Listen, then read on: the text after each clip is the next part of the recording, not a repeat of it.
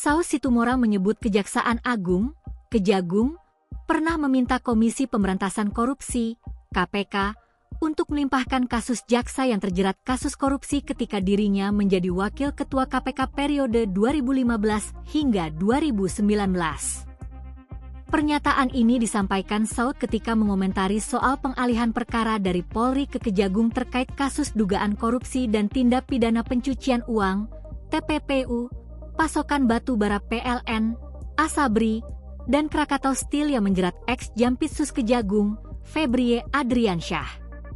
Kala itu, Saud menuturkan permintaan Kejagung ditolak oleh seluruh pimpinan KPK.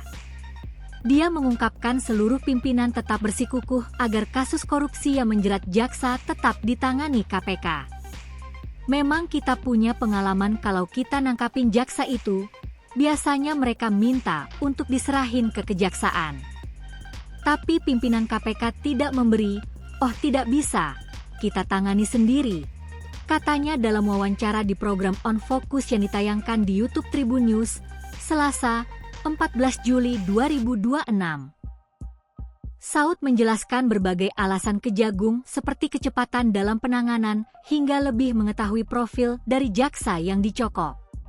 Sementara, penolakan oleh pimpinan KPK karena dikhawatirkan keterlibatan Kejagung dalam penanganan kasus akan menimbulkan gangguan. Dia mengungkapkan salah satu kasus yang akan diambil alih Kejagung yakni terkait giat operasi tangkap tangan, OTT, terhadap jaksa. Banyaklah pertimbangannya seperti lebih efisien lalu lebih tahu yang bersangkutan. Tapi saya waktu itu tegas mengatakan dan beberapa pimpinan KPK lain untuk enggak karena dikhawatirkan akan menimbulkan noise, katanya. Sesalkan KPK masih enggan ambil alih kasus Febrie. Di sisi lain, Saud menyesalkan bahwa KPK masih enggan untuk mengambil alih kasus dugaan korupsi dan TPPU yang menjerat Febrie. Adapun keengganan pengambil alihan tersebut disampaikan oleh Deputi Penindakan dan Eksekusi KPK, Asep Guntur Rahayu, pada Sabtu, 11 Juli 2026. Saud mengungkapkan ketika KPK masih ragu untuk mengambil alih, maka seharusnya lembaga anti rasuah selalu mengingat asas keadilan dan kepastian hukum dalam penanganan kasus tindak pidana korupsi. Apa yang disampaikan Asep normatifnya selalu begitu. Jadi kita melihat kapan dimulai, apa masalahnya. Tetapi kan hukum itu logika, nalar, dan argumentasi. Semuanya kan bisa dilakukan, yang penting keadilannya muncul, kan yang paling besar itu, katanya. Saud mengaku heran ketika KPK masih merasa ragu untuk mengambil alih perkara rasuah ini ketika menurutnya banyak permasalahan dalam proses hukumnya. Sebagai informasi, salah satu polemik yang kini tengah menjadi sorotan publik terkait dugaan pelanggaran KUHAP soal upaya pengambil alihan perkara dari Polri ke Kejagung. Selain itu, Saud juga mendorong agar KPK tidak ragu dalam ikut melakukan supervisi ketika tersangka merupakan sosok yang berstatus pejabat tinggi seperti Febrie. Ia berharap KPK bisa menjadi pendorong atau trigger mekanis dalam penegakan hukum perkara ini. Jadi enggak usah ada keraguan juga kalau umpamanya pihak KPK merasa belum saatnya, belum prosesnya. Lo ini udah ruwet kayak gini, kok bisa bilang belum saatnya? Orang ada emas berapa kilo seperti itu kan dan tersangka menyangkut orang penegak hukum, tegasnya. Sehingga kita wajar saja kalau KPK berpikir sebagai trigger mekanisnya. Tapi kan saya enggak ngerti, apakah mereka masih menganut trigger mekanis karena sudah menjadi bagian dari pemerintah, sambung Saud.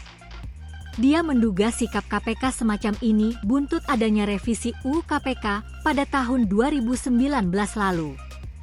Saud menganggap KPK saat ini seakan tidak percaya diri untuk mengambil alih kasus-kasus besar seperti perkara yang menjerat Febrie.